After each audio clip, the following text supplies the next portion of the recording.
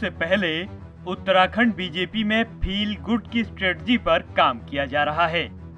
इसमें बागियों पर भरोसा जताते हुए उन्हें जिम्मेदारियां दी जा रही हैं। बीजेपी की राष्ट्रीय कार्यकारिणी की लिस्ट इसकी तस्दीक करती है।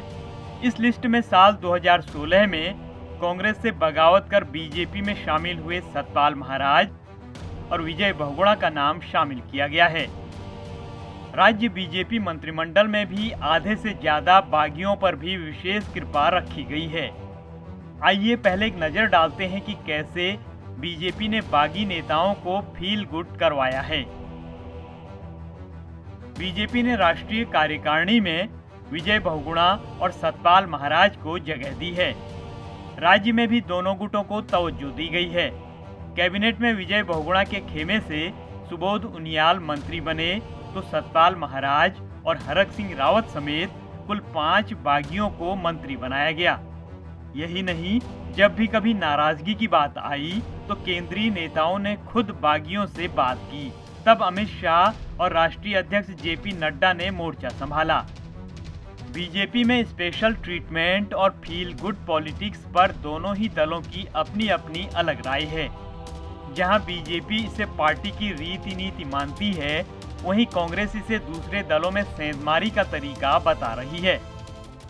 हम तो पहले ही जनता के आशीर्वाद से दुनिया की सबसे बड़ी पार्टी हैं, लेकिन जो लोग हमारी विचारधारा से प्रभावित होकर के, जो हमारे नेतृत्व के कार्यों से प्रभावित होकर के आ रहे हैं, तो निश्चित तौर पर विचार को आगे बढ़ाने के लिए उनका सहयोग भी हम लेते हैं और ले रहे हैं। उकसाने का काम हमेशा करती है भाजपा।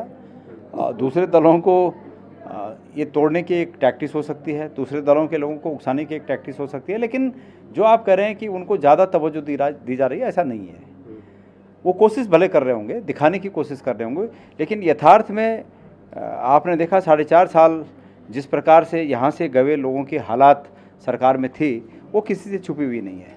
उधर राजनीतिक जानकार मानते हैं कि बीजेपी राजनीति में अपने विशेष और बेहद खास तरीकों का इस्तेमाल कर संगठन को मजबूत बनाती है और विरोधियों को पस्त करती है।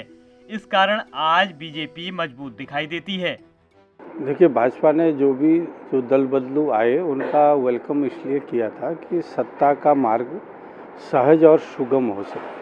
तो हमें लगता है कि भाजपा ने इस चुनावी साल में तो उन जो दूसरे दलों से आए हुए गुटी नेता थे, उनको राष्ट्रीय कार्यकारिणी में शामिल करके एक संदेश दिया है उन लोगों के लिए भी जो भविष्य में पार्टी में आना चाहेंगे कि भाजपा में अपनापन जो है छलक के मिलता है। तो ये उसी का हिस्सा मुझे प्रतीत है। कुल मिलाकर जो भी कहें, बीजेपी में कोई भी कदम बेवजह नहीं उठाया जाता। पार्टी में बागियों को फील गुड की पॉलिटिक्स भी एक रणनीति का ही हिस्सा है, जिसके नतीजे आने वाले समय में फलीभूत होंगे।